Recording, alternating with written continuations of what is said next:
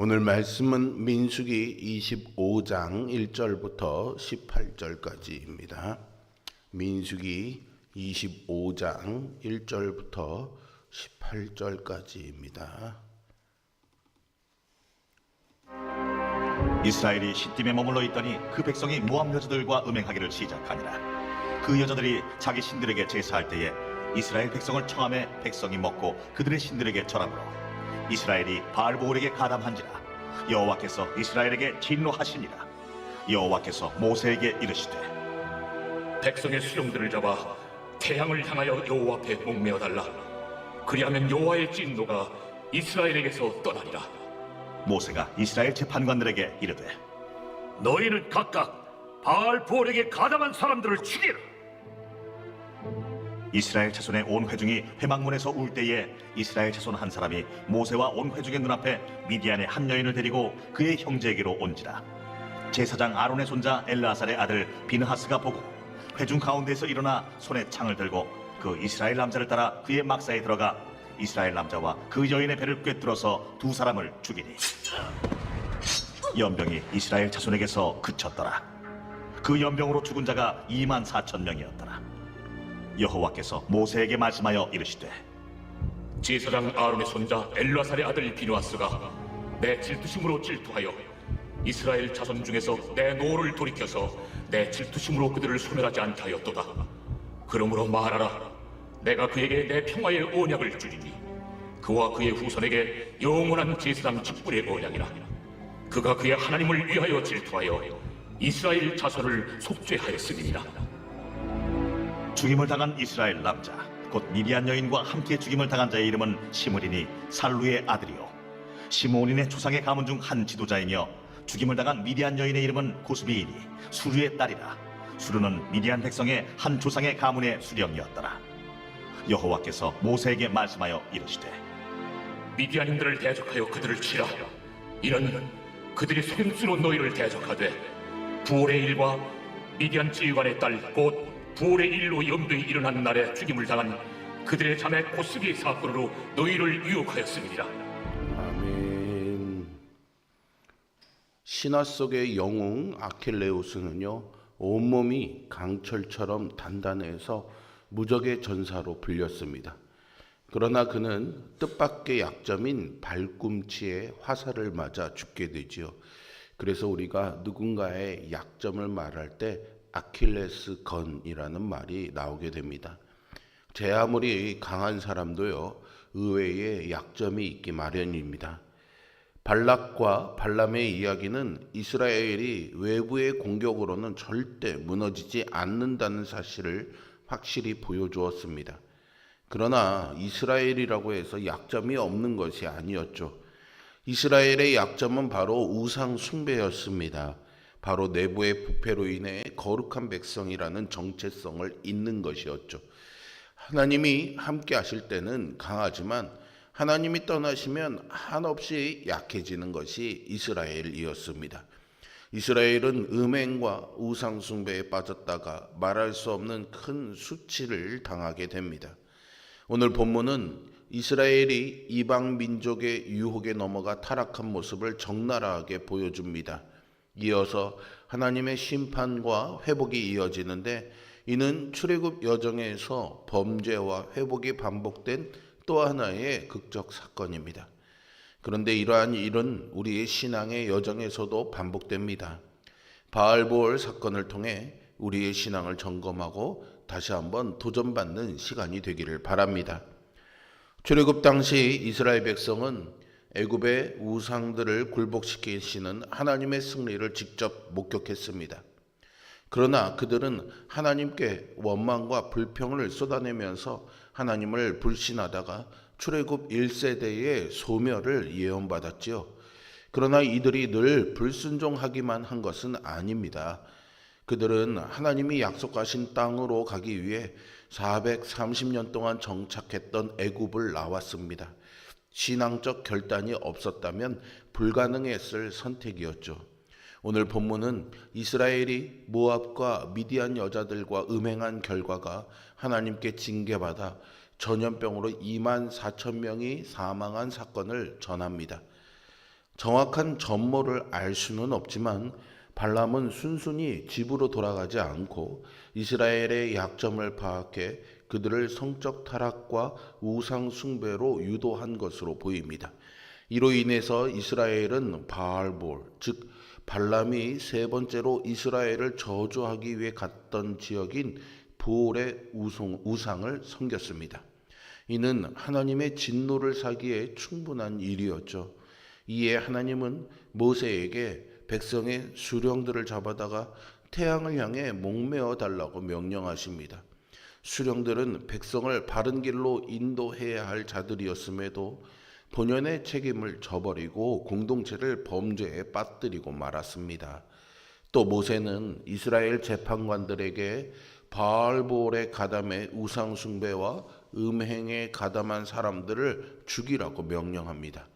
시내산에서 금송아지를 숭배했을 때와 마찬가지로 다시 한번 이스라엘 내에서 우상을 몰아내기 위해 동족을 살육해야 할 일이 생긴 거죠.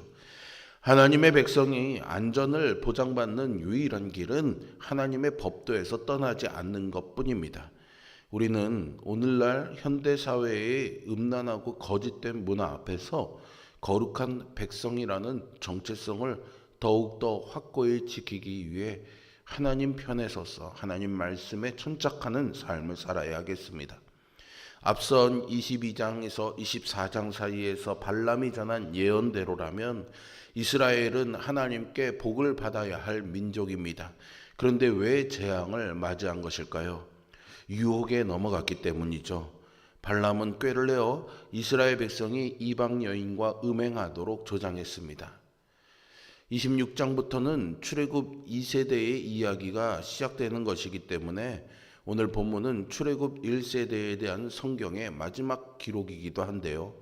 희망차게 결단과 순종으로 출애굽했던 1세대는 음행과 그로 인한 재앙으로 허망하게 죽음을 맞이했습니다.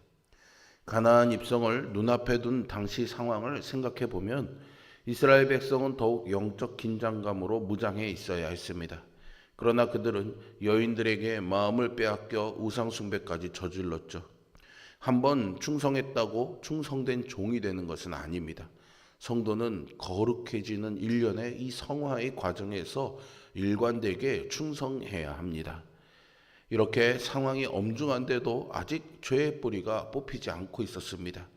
처형이 실시되고 하나님이 보내신 전염병으로 수많은 사람들이 죽어나가고 있는 그때 이스라엘 온 회중이 회막문에 모여서 회개하고 있는데 그 중에는 아직도 이방 여인을 막사로 불러서 음행에 빠져 있던 자가 있었습니다.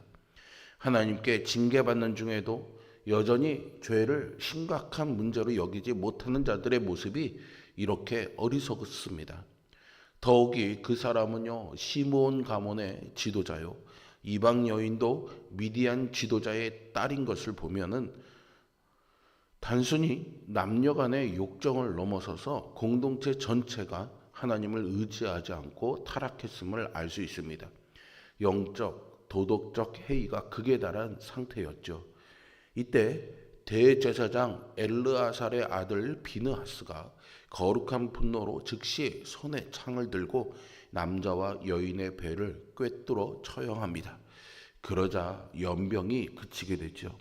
이스라엘은 이미 24,000명, 거의 한 지파가 전멸하는 수준의 피해를 입었습니다.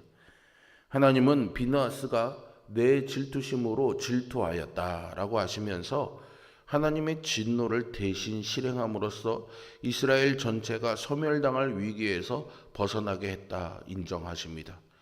하나님은 비느하스에게 평화의 언약을 주시는데 이는 죽임당한 자들의 친족들로부터 보복당하지 않게 하신다는 의미입니다. 하나님은 당신의 마음으로 공동체의 거룩함을 사수하는 자를 인정하고 보호하십니다. 비느하스의 행동은 큰 용기가 필요한 것이었습니다. 비느하스가 처형한 시므리는 시므온 지파의 지도자였고요. 음행한 여인이었던 고스비는 미디안 수령의 딸이었기에 이후에 큰 문제가 될 수 있었습니다. 그러나 비느하스는 하나님의 진노를 온전히 이해했기 때문에 이후에 자신이 당할 일을 두려워하지 않고 행동했죠. 성도는 친분이나 정치적인 견해, 자기 소견에 따라 하나님의 뜻을 왜곡해서는 안 됩니다. 악은 그 어떤 모양이라도 우리 안에 거하지 않도록 제거해야 합니다.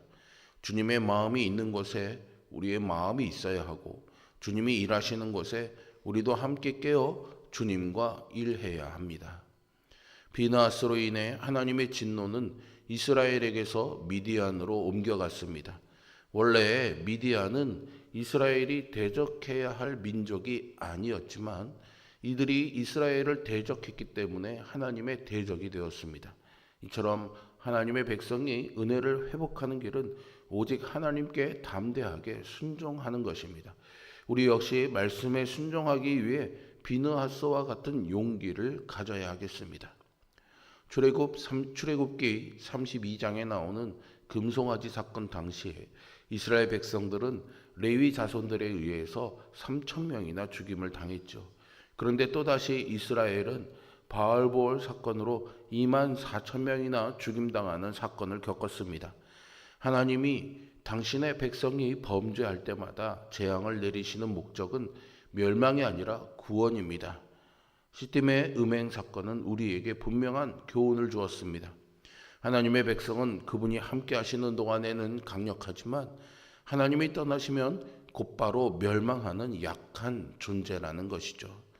우상 숭배는 하나님을 버리는 어리석은 행위입니다.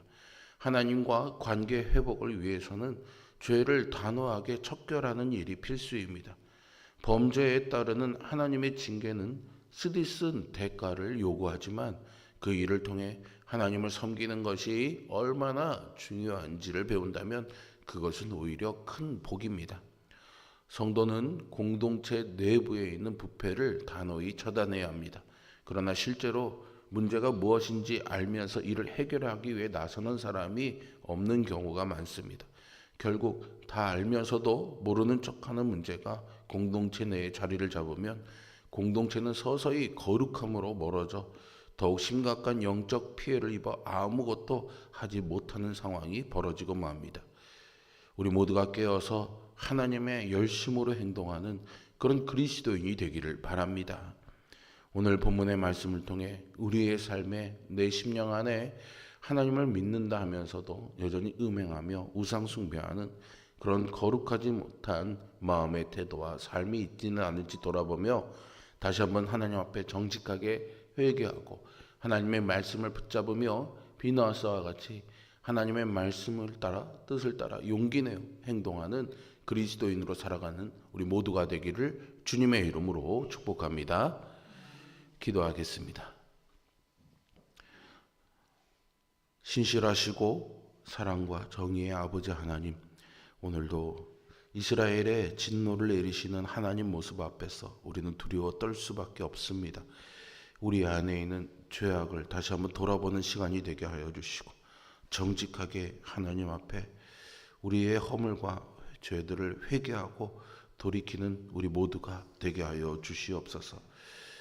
또한 하나님께서 하시는 그 말씀 앞에 용기를 내어 믿음으로 살아가는 우리 모두가 되게 하여 주시옵소서. 오늘도 이 말씀에 힘입어 살아가고자 기도하는 우리에게 신실한 하나님께 응답하심을 경험하는 복된 하루가 되는 은혜를 허락하여 주옵소서.